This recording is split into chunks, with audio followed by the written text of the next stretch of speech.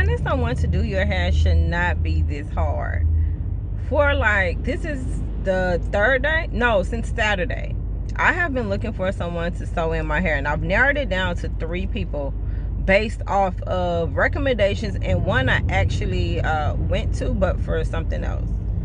And my daughter went to her as well for something else, but I'm still kind of new to her, if that makes sense. But yeah, I feel like a lot of y'all hairstylists and those of you who are licensed cosmetologists who try to adapt to the hairstylist way of doing things now, y'all have literally ruined it. Like, getting your hair done, you know, getting your girl maintenance period, it used to be stress-free. Like, it was no guesswork. It was, whether you had an appointment or not, you can find somewhere to walk in. You know, the work was done. You didn't have to pay for extras that's supposed to be included in the service. It was all good. It was literally all good. And then somehow, some way, 1, 2, or 10 came in with this new way of doing things. People bought into it, and now it spread like wildfire. And it has ruined an industry that was supposed to be peaceful and stress-free, like a stress reliever. Actually, oh my gosh, having an appointment to get your hair done is it's nerve-wracking. It's nerve-wracking because you don't know if the appointment is going to come through or not. You don't know how the appointment is going to be or whatever. And then on top of that, we're not even going to talk about the cost of it. Like, I've been through so many different websites the past few days, and I'm looking at, okay, this is extra, that's included, but it's $1 million now. I'm trying to understand, well, how did y'all come up with this stuff? And then y'all complain about clients not wanting to pay your price. I don't want to pay your price and then have to turn around and pay for stuff that's supposed to be included in that price. Just not even just based off of the old way of doing things, just off of morale and good work ethic. Like, y'all don't feel crazy for it. Like, why would you sew some hair in somebody's head and not style it? That's a part of the style. When I used to go get my hair done at the salon, when I went in, she washed my hair and did all that. And I used to, it's these types of ponytails. They used to call them, I think, Chinese ponytails or whatever. I used to love those. I used to go literally every week, and I didn't have to. And I was young then. Like, she would wash my hair and everything and style it. Why would she glue tracks in my hair and not style it? So you just gonna leave it like that? That's dumb. Oh, you gotta pay extra for the curls. What? If they're not like crimp curls or something like real tedious, like really small curls, why is that extra? You gotta understand that when your client get up and walk out of your chair, your name is on them. Your name is on them. I always put that in my head. When I decided I want to be in the brow industry, I always said to myself, when these people get out of your chair, your name is on their face. If their brows look crazy, guess who they gonna say did it? Oh, this girl named Jay. If their brows look good, who they gonna say did it? Oh, this girl named Jay. You understand what I'm saying? So you have to always understand, like, your work ethic, all of that is on your client when they get out of your chair. All of that, because the moment they leave and they have a bad experience or a so-so experience or whatever the case is, or you nickel and dime them for every single thing, guess what they're gonna say when somebody asks? Oh, this girl named Lakeisha Moo. Yeah, girl. Yeah, I went to her. I found her on Instagram. Yeah, girl. She charged for this. She charged for that. They're a walking billboard and a walking Google review of you and your service. And y'all, I don't think y'all think like that. And y'all don't understand how bad y'all are making the industry. Like, people are willing to look crazy at work and proud to actually say that, girl, I tried it at home. I ain't got it right now, but I'm gonna go back on YouTube and I'm gonna figure it out. I'm gonna go back to those old school YouTube videos, not the new ones, the old ones. Yeah, I'm gonna go back to the old ones and do it the old way. I don't mind looking crazy for a month or two until I get it right. I'm saving money. I'm saving money. That's what they're saying. The girl's saying I'm saving money. And they don't care. They don't care that they're not sitting in your chair no more. They don't care that they're not coming to your house anymore. They don't care about none of that no more. Y'all are the ones suffering when you really think about it. When you really think about it. And then for y'all who have license, who are now trying to capitalize off of other stylists not offering services, so you are making your stuff super high, but you're trying to mask it and say, oh well, yeah, wash is included and this is included in mine, but girl, it's $500-$600.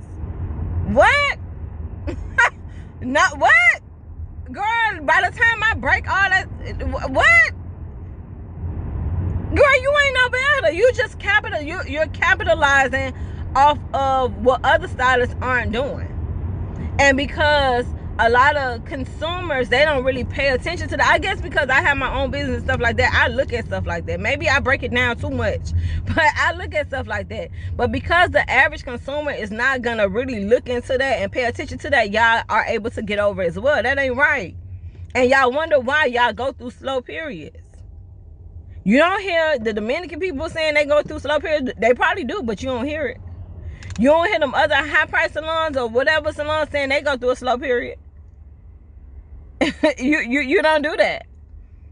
You only hear about the social media cosmetologists and hairstylists saying stuff like that. Oh, we go through slow periods. If you're going through a slow period, every time you look around, baby, you need to go back and look at what am I doing? Why am I having slow periods? Or go sit up under somebody. Be humble enough to go sit up under somebody who has a thriving business, who you respect and everything like that, and see what they're doing. See how they getting their clients in and keeping them in the chair, keeping them in rotation. Not having slow periods or minimal slow periods. See what they're doing. Because a lot of y'all try to mimic y'all business against these businesses on social media and behind the camera. A lot of them aren't thriving how it looks on social media. But y'all refuse to believe that. Y'all literally refuse to believe that. Like, looking for a person to do your hair, settling on somebody to do your hair, crossing your fingers and hoping that they do it correctly. Like, oh my gosh, I don't even want to say the word, but it's just it's nerve-wracking. It's nerve-wracking.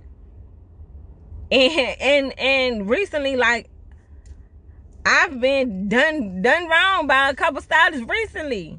One was a recommendation.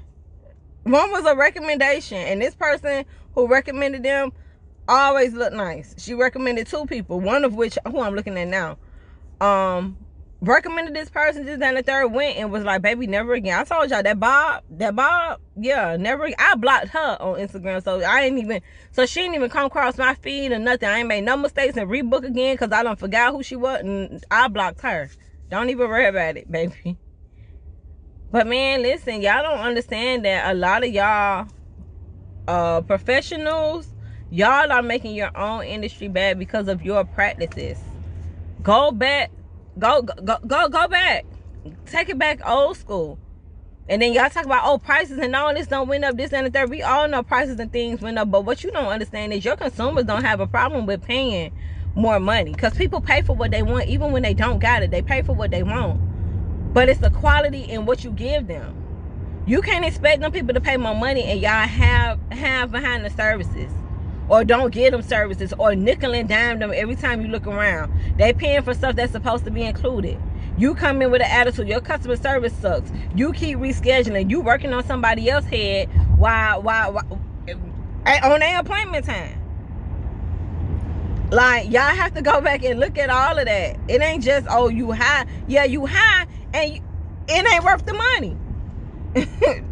Flat out, it ain't worth it. It's not. I'm gonna tell you, it ain't worth it. People would rather take a chance on themselves and like I said, look crazy at work for a month or two till they get it right before they come sit in y'all check, because what y'all charge, it's not worth the price. It don't even last long. For some of y'all, but most of y'all, it don't last long. Y'all not giving quality for real life. Y'all give quality for social media, for that little 10-second, a minute video, a minute and a second video, and a quick picture. Y'all give quality for social media, but not quality for real life. Once you flip that, it'll be better, but y'all not humble enough to do that, to go back to the drawing board and say, you know what, let me try the old school way and see what happened. No, they gonna pay my work, this and the third. Baby, your work ain't worth what you think it is. And that's being honest. That ain't no shame, no nothing. That's being honest. A lot of y'all need to go back to the drawing board and see how it works out for you.